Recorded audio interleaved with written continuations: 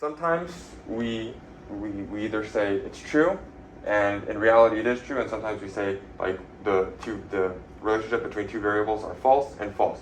We want to stay into this and this, but sometimes make a type 1 error or a type 2 error because there's chance. Sometimes people just respond a certain way. You can ask the same, like, not this, you could probably ask the same group of Concordia people on 2 different days as to how they feel about a certain brand. Like, how do you feel about the mascot? And on day 1, they might be like, it sucks. And on day 2, they might be, it sucks even more, right? And you don't know, there's some variance. And so type 1 error is essentially a false positive. This is, I wouldn't say it's good for a researcher, but it's definitely not good for like if you're doing cancer research and you're like, this works, right? And in reality it doesn't work. And so the person, like, nothing happens. False negative is the opposite of that, where it's you say that there is no relationship, but in reality there is a relationship. So now we go into an example. A study found that there is a statistically significant relationship, but in reality there was no statistically significant relationship.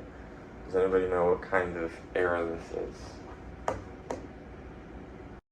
Do you remember what kind of error that was? Type 1. Yep, perfect. So this would be a type 1 error, and there's type 1, type 2 error, right?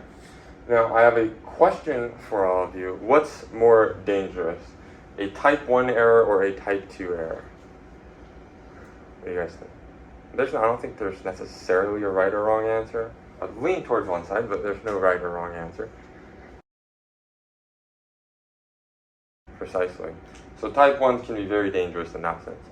Now, are there any ways in which a type 2 error could be dangerous?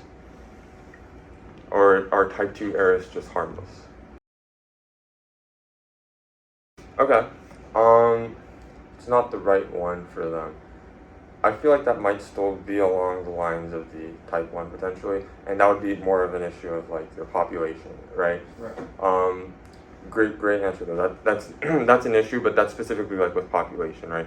Does your sample reflect the population? Let's say your sample reflects a certain population, you just do it on men, right? And then all of a sudden you extrapolate that to women, and then you do this, like you give the serum or whatever it is to women, that wouldn't work. Does anybody else have any ideas as to like why a type 2 error might be dangerous? Or you can go round 2. Yeah, so it's kind of like an opportunity cost.